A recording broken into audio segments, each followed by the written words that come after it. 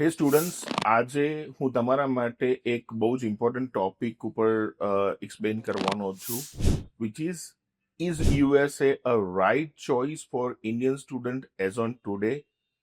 હું જાણું છું કે તમારામાંથી મોટાભાગના સ્ટુડન્ટ્સ અત્યારે કન્સર્ન છે કે યુએસએ પોતાના બેચલર કે માસ્ટર સ્ટડી માટે જવું કે કેમ.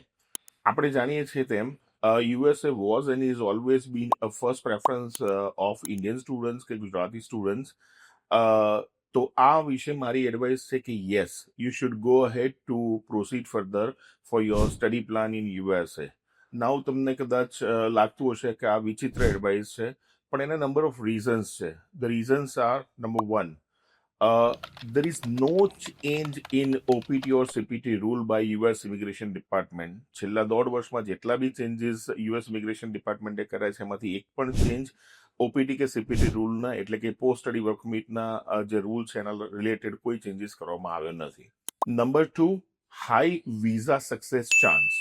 એઝ યુ નો, છેલ્લા 1.5 યરથી જે રૂમર્સ કે જે ઇમિગ્રેશન રૂલ્સમાં ચેન્જીસ છે એના હિસાબે very less number of international students are applying for USA study visa, and so that the chances of your visa grant is exactly very high compared to previous time.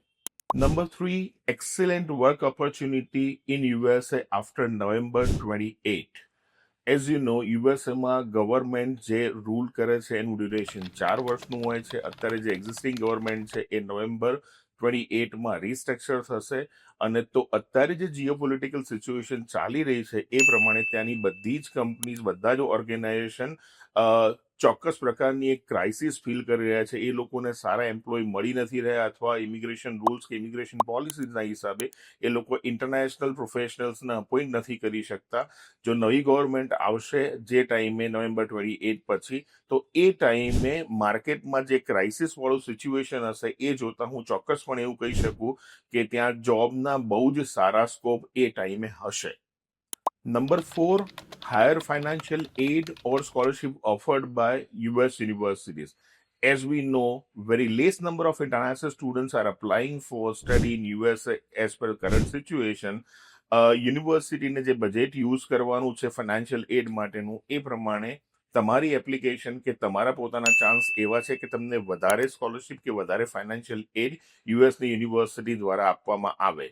તો આ બધા factor આપણે રિકન્સાઇલ કરીએ તો ચોક્કસપણે લાંબા સમયનું પ્લાનિંગ સાથે એવું વિચારી શકીએ કે યુએસએ ફોલ 26 ઇન્ટેક માટે, એટલે કે ઓગસ્ટ 26 ઇન્ટેક માટે તમે જો પ્લાન કન્ટિન્યુ કરશો તો તમને કોઈ જ પ્રોબ્લેમ કે કોઈ ઇસ્યુ નહીં આવે.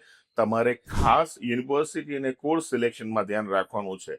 આના રિલેટેડ તમારી વધુ હજુ કંઈ કન્ફ્યુઝન હોય અને તમે તમારા પેરેન્ટ્સ સાથે અમને મળવા માંગતા હોય તો આજે જ અમારી વિઝિટ કરો. C you soon.